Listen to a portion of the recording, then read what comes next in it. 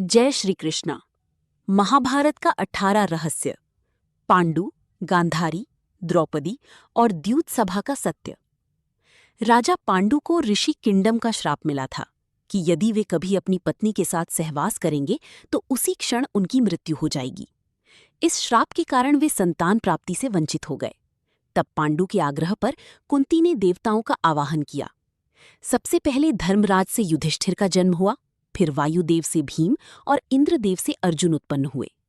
बाद में माद्री ने अश्विनी कुमारों का आवाहन किया, जिनसे नकुल और सहदेव का जन्म हुआ। इस प्रकार पांचों पांडव दिव्य शक्तियों से उत्पन्न माने गए। एक दिन वर्षा ऋतु में पांडु और माद्री वन में विहार कर रहे थे। उसी समय पांडु अपने कामवेग पर नियंत्रण नहीं रख सके। जैसे ही उन्होंने माद्री के साथ सहवास करने का प्रयास किया, ऋषि का श्राप सत्य हो गया और पांडु की मृत्यु हो गई। महारानी माद्री अपने पति की मृत्यु का दुख सहन नहीं कर सकीं और वे सती हो गईं। इसके बाद पांचों पांडवों की पालन पोषण की पूरी जिम्मेदारी कुंती पर आ गई। कुंती अपने मायके नहीं गईं, बल्कि पांचों पुत्रों को लेकर हस्तिनापुर पहुंची। हस्तिनापुर के ऋषि मुनियों और प्रजाजनों ने पांडवों को राजा पांडु का ही पुत्र माना और दिव्य शक्तियों से उत्पन्न पांडवों को भी और उनका स्वागत किया गया। वहीं कुंती का सामना गांधारी से हुआ। गांधारी राजा धृतराष्ट्र की पत्नी थीं। धृतराष्ट्र आंखों से अंधे थे, लेकिन कई बार वे निर्णय लेने में भी असमर्थ साबित होते थे। ऐसे में गांधारी और उसका भाई शकुनी राजमहल की राजनीति को प्रभावित करने लगे। गांधारी को भय था कि कहीं कुंती के पुत्र सिंहासन पर अधिकार न कर ले। इसी कारण शकुनी ने बचपन से ही दुर्योधन के मन में पांडवों के प्रति ईर्ष्या और घृणा भर दी। यही द्वेष आगे चलकर महाभारत युद्ध का मुख्य कारण बना। दूसरी ओर द्रौपदी भी इस संघर्ष का एक बड़ा कारण बनी।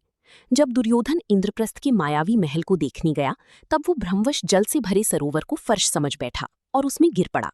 ये देखकर द्रौपदी हंस पड़ी और व्यंग्य में बोली, अंधी का पुत्र भी अंधा। द्रौपदी के ये शब्द दुर्योधन के हृदय में तीर की तरह चुभ गए। उसने उसी क्षण अपमान का बदला लेने की प्रतिज्ञा कर ली। तब शकुनी ने दुर्योधन को एक योजना बताई। उसने कहा कि पांडवों को द्यूत क्रीड़ा यानी जुए के लिए आमंत्रित किया जाए। उस समय राजाओं में द्यूत खेलने की परंपरा थी और पांडवों ने इसे केवल भाग्य का खेल समझकर स्वीकार कर लिया।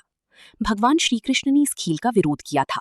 उन्होंने चेतावनी दी थी कि ये खेल विनाश का कारण बनेगा, लेकिन पांडव नहीं माने। श्रीकृष्ण ने यहाँ तक कहा कि द्यूत क्रीड़ा सबसे बुरी खेलों में से एक है। द्यूत सभा में शकुनी अपनी छलपूर्ण चालों से पांडवों को लगातार हराता गया। पांडव एक एक करके अपना राज्य, धन संपत्ति और सब कुछ हार गए।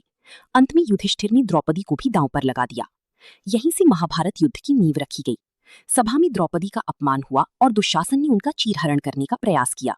सभा में उपस्थित महान योद्धा भीष्म, द्रोण और धृतराष्ट्र मौन बैठे रहे। तभी भगवान श्रीकृष्ण ने द्रौपदी की पुकार सुनी और उनकी लाज बचाई। दुशासन जितना चीर खींचता गया, वस्त्र उतनी ही बढ़ती गई। ये घटना महाभारत का सबसे बड़ा टर्निंग पॉइंट बनी। यहीं से पांडवों और कौरवों के बीच विनाशकारी युद्ध का मार्ग प्रशस्त हो गया। जय श्री कृष्णा।